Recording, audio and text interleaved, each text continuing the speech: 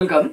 2025-এর যে এসএলএসটির ইন্টারভিউ প্রক্রিয়া শুরু হচ্ছে আজ থেকেই।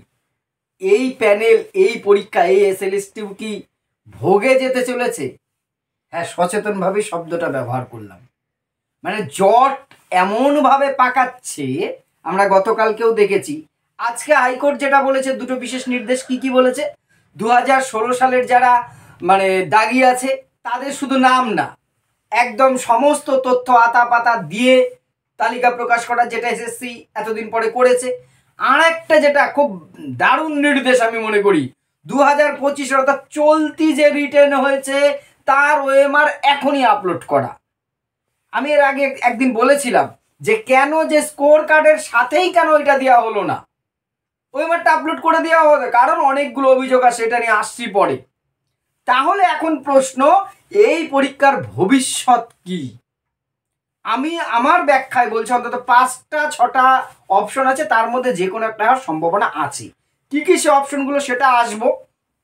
তার আগে যেটা বলছি যে ওএমআর প্রকাশ করাটা আমি মনে করি এই মুহূর্তে হাজার খারাপের মধ্যে একটা ভালো খবর। অলরেডি সোশ্যাল মিডিয়ায় দেখছিলাম বেশ কিছু পোস্ট, কিছুজন ঘুরিয়ে ওএমআর প্রকাশের বিরুদ্ধে বলছেন, যারা এতদিন খুব বড় বড় কথা বলেছেন। কিরকম, কেউ একজন বলছে সবার কাছে তো আমাদের কার্বন কপি আছে, তাহলে ওএমআর প্রকাশ করার কি দরকার? হ্যাঁ, দরকার আছে। আমি আবারও বলছি, অনেক খারাপের মধ্যে একটা ভালো। কারণ আমরা আগের বার দেখেছিলাম ওএমআরে কি করে শূন্যকে 53-54 করা হয়েছে। এবার হয়তো হয়নি, কিন্তু আবার হয়নি এমন নিশ্চয়তা আমাকে কে দেবে? তাই নয় কি? অনেকেই আপনারাই অভিযোগ করেছেন যে কারো কারো নম্বর নাকি প্রথমে পরীক্ষা দিয়ে এসে কান্নাকাটি করেছিল 30 হবে না, 32 হবে না, তারা হঠাৎ করে নাকি 55, 44, 48 এরকম হয়ে গেছে। সত্যি মিথ্যা আমি অন্তত জানি না, কিন্তু অভিযোগ অনেক পেয়েছি, অনেকেই বলেছেন, সোশ্যাল মিডিয়াতেই দেখেছি আপনাদের।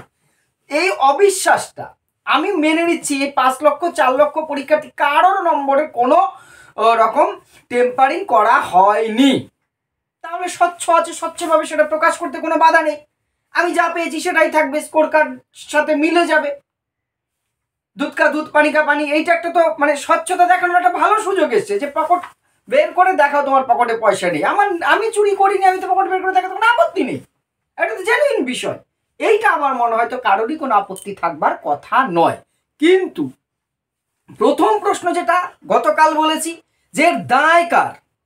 ছাগল দিয়ে হাল চাষ হয় না, কালকে বারবার বলেছি একটা কথা, সেটা বুঝতেই পারছি। ওকে যতই আপনি মারুন ধরুন, ও তো আর জোয়াল টানতে পারবে না। এই এসএসসিকে সুপ্রিম কোর্ট যে কেন দায়িত্বটা দিল এই নিয়োগের, সেটাই আজ অব্দি আমার মাথায় অন্তত ঢোকে নেই, মোটা মাথায়।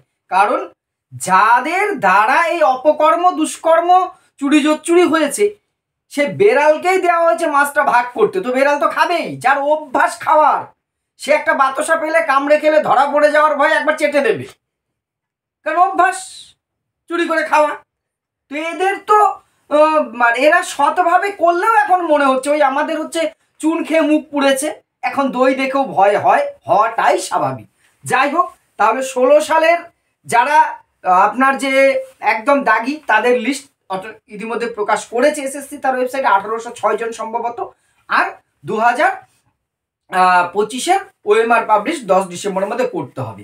এই এত কিছু মিলিয়ে এই পরীক্ষার ভবিষ্যৎটা কি? শুধু অন্ধকার বললে হবে না, কি কি হতে পারে আগামীকাল এবং বেশ কয়েকদিন শুনে। আমার যেটা মনে হচ্ছে, এক হতে পারে কি, ফ্রেশার এবং ইন সার্ভিসদের একটা পৃথক লিস্ট প্রকাশ করা, সম্পূর্ণ আলাদা। কিন্তু এবার এখানে একটা আইনি জটিলতা আছে, একই পরীক্ষার দুটো রেজাল্ট, এটা নিয়ে আবার হাইকোর্টের ডিভিশন বেঞ্চ, সুপ্রিম কোর্ট। দেখুন, রায় যাই আসুক, ডিভিশন বেঞ্চ সুপ্রিম কোর্ট যাবে। আমি হারলে আমি যাব, আপনি হারলে আপনি যাবেন, এটা স্বাভাবিক। স্বাভাবিক। এইটা একটা হতে পারে। 5টা বা 6টা উপায় আছে, তার একটা বললাম। সেকেন্ড হতে পারে কি, 2016 গেজেট অনুযায়ী পরীক্ষা। কারণ কালকে বলেছিলাম যে 2025 নতুন গেজেটে সেকেন্ড এসএলএসটি পরীক্ষা হচ্ছে, ফার্স্ট এসএলএসটি গেল কোথায়? কারণ 16 যে ফার্স্ট এসএলএসটিতে যারা নিয়োগ হচ্ছিল তাদের তো চাকরি চলে গেছে, তারা নতুন করে সেকেন্ড এসএলএসটিতে আসছে, তাহলে ফার্স্ট এসএলএসটির তো অস্তিত্ব এলো না। ফার্স্টের অস্তিত্ব নেই, সেকেন্ড কি করে আসে? ভাই, আমার একতলা বাড়ি নিয়ে দোতলা কোথার থেকে আসবে? অন্তত কলাম দিয়ে, ছাদটা দিয়ে, তার উপরে দোতলা করতে হবে, সেসব কিছুই নেই, এটা হতে পারে না। খুব স্বাভাবিক এইটার সম্ভাবনা আছে। 16 গেজেট অনুযায়ী সেই 60 নম্বরের পরীক্ষা, 35 একাডেমিক 5 আপনার যে ইন্টারভিউ, এইটার কিন্তু একটা সম্ভাবনা এই সিস্টেমে আবার হলেও হতে পারে। সম্ভাবনা 2। সেক্ষেত্রে কি হতে পারে তাহলে? সেক্ষেত্রে কিন্তু ফ্রেশাররা তার মধ্যে থাকবে না, তাদের আলাদা হয়ে যাওয়ার সম্ভাবনা। এইখান থেকে আছে সম্ভাবনা 3। 2016 এবং 2025 দুটোকে সম্পূর্ণ পৃথক করা।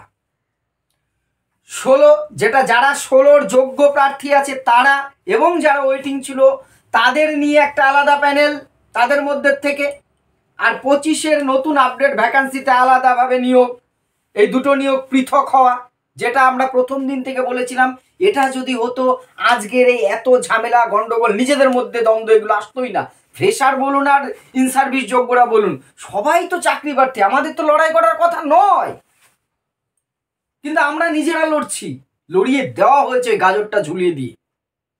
এইটা হতে পারে সম্ভাবনা 3 বললাম, যে 16 আর 25 দুটো আলাদা পৃথক এসএলএসটি, ওইটা 16টা হবে এসএলএসটি 1। 25-এর যেটা আপডেট ভ্যাকান্সিতে ফ্রেশাররা সেখানে ইন সার্ভিসও পরীক্ষা দিতে পারে, কিন্তু কোনো এক্সপিরিয়েন্স নম্বর থাকবে না তাদের জন্য, ফ্রেশার হিসেবেই তাকে পরীক্ষায় আসতে হবে। তাহলে সেটা হতে পারে এসএলএসটি 2। সম্ভাবনা 4 যেটা হতে পারে ইন্টারভিউয়ের পর অভিজ্ঞতার নম্বর প্রদান, যেটা কিন্তু বিভিন্ন জায়গার থেকে দাবি উঠেছে, যেটা কোর্টেও কম বেশি আলোচনা হয়েছে। দেখুন অনেকেই হয়তো মনক্ষুণ্ণ হবেন, আমাকে বিরূপ মন্তব্য করবেন। দেখুন এটা আমার মনে হচ্ছে এর মধ্যে কোনটা হবে সেটা আমিও জানি না, আপনিও জানি না। হতে পারে এমন একটা যে প্রথম অভিজ্ঞতার নম্বর না দেওয়া। সম্ভাবনা 5 হতে পারে অভিজ্ঞতা নম্বর বাদ দিয়ে দেওয়া, একেবারে এক্সপিরিয়েন্সের নম্বর দেওয়া, এটা সম্ভাবনা যদি খুব কম। আর লাস্ট সম্ভাবনা যেটা, সেটা কিন্তু কিছুটা হলে খুব দুর্ভাগ্য, যে এই পরীক্ষায় বাতিল করে একদম নতুন গেজেটই ক্যান্সেল যদি হয়ে যায়, সবকিছু ক্যান্সেল, পরীক্ষাও বাতিল হয়ে যেতে পারে। এতগুলো সম্ভাবনা আছে, এর মধ্যে কোনটা হবে দেখুন সব ভবিষ্যতের গর্ভে রয়েছে, আমরা কেউ জানি না। প্রথম থেকেই বলছি আমি নিজে বলেছি, আপনারাও বলেছেন, যে এর দায় এক এবং একমাত্র সম্পূর্ণ স্কুল সার্ভিস কমিশনের, এসএসসি করেছে। বিচার ব্যবস্থার প্রতি আমাদের অগাধ বিশ্বাস ছিল, আছে, নাগরিক হিসেবে রাখতেই হবে, না রেখে উপায় নেই। হ্যাঁ, উপায় নেই কথাটাই আমি বলছি। কিন্তু কিছু ক্ষেত্রে কিন্তু বিচার ব্যবস্থাও আমাদের চোখ বুজে থেকেছে, কখনো তারা স্পষ্ট নির্দেশ দেয়নি, কখনো তারা না শোনার ভান করেছে, কখনো তারা বেশি শুনেছে, কখনো তারা কম শুনেছে, যার ফলও কিন্তু ভুগতে হয়েছে। আজকে সুপ্রিম কোর্ট যে কথাটা বলল, আগে যখন যোগ্য শিক্ষক ফ্রেশাররা বিভিন্ন পিটিশন নিয়ে গেছিল যে মিলর্ড এই হচ্ছে, এটাকে একটু দেখুন, এক কথায় বলেছে আমরা এগুলো আর কিছু শুনবো না।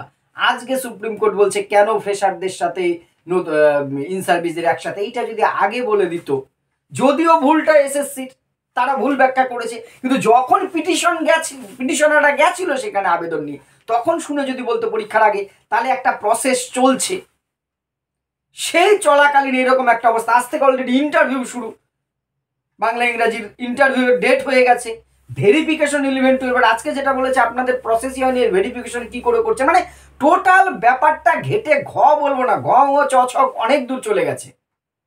এখন এর ভবিষ্যৎ কি বললাম, কয়েকটি সম্ভাবনা তাই হবে। এইবার যে সন্দেহের জায়গাটা আমাদের তৈরি হয়েছে অনেকের মধ্যেই, যে নম্বর বোধহয় এবারও টেম্পারিং হয়েছে, সেক্ষেত্রে এক এবং একমাত্র পথ, যে পরীক্ষা হয়েছে নবম দশম এবং একাদশ দ্বাদশের সবার প্রত্যেক ক্যান্ডিডেটের যেমন স্কোর কার্ড দেওয়া হয়েছে, পাশে তার ওএমআর এর কপিটা দিয়ে দেওয়া হোক। দুধ কা দুধ পানি কা পানি হয়ে যাক, আপনি দেখুন আমি কত পেয়েছি, আমি দেখি আপনি কত পেয়েছেন, তাহলে আর কোনো সন্দেহ থাকছে না। এই জায়গাটা হওয়াটা কিন্তু খুব দরকার। তবে আমরা যতই চিন্তা করি, আমরা যতই দাবি করি, আমার কথার সাথে আপনি একমত হন না হন, আপনার কথার সাথে আমি একমত হই বা না হই, তার উপর হয়তো এখন অনেক কিছু নির্ভর করছে না। তবে সব কথার শেষ কথা, চাকরি পাক যোগ্যরা, নিয়োগ হোক স্বচ্ছ, দুর্নীতিমুক্ত, শিক্ষার প্রতি কিন্তু আস্থা হারাচ্ছে সাধারণ জনগণ। এই সরকারি বিদ্যালয় কিন্তু ভরসা এই রাজ্যের গরিব মানুষের সন্তানেরা। এইটা যদি বিশ্বাস নষ্ট হয়ে যায়, ভবিষ্যৎটা কিন্তু অন্যরকম অন্ধকার। এর পেছনে অন্যরকম অনেক রহস্য আছে, পরে কোনো একদিন বলবো। এমনি হচ্ছে, বিচার ব্যবস্থা এমন কথা বলছে, এসএসসি দিনের পর দিন এরকম করছে, যারা দুর্নীতি তারা জেলের বাইরে চলে আসে, কি হতে চলেছে। এবার আর একটা প্রশ্ন যেটা জন্ম নিচ্ছে যে তাহলে যারা ইন্টারভিউয়ের জন্য ডাক পেয়েছিলেন তারা কি করবেন, সেটা নিয়ে আমি নেক্সট ভিডিওতে বলবো যে এই মুহূর্তে কি করা উচিত তাদের, আমার মতামত দেব। আপনাদের কি মনে হয় আজকের যে কথাগুলো বললাম, আপনারা দ্বিমত হন আমার কথার সাথে অথবা সহমত হন বা আমাকে তিরস্কারই করুন, যে কোনো কিছু অবশ্যই কমেন্ট করে জানাবেন। ধন্যবাদ।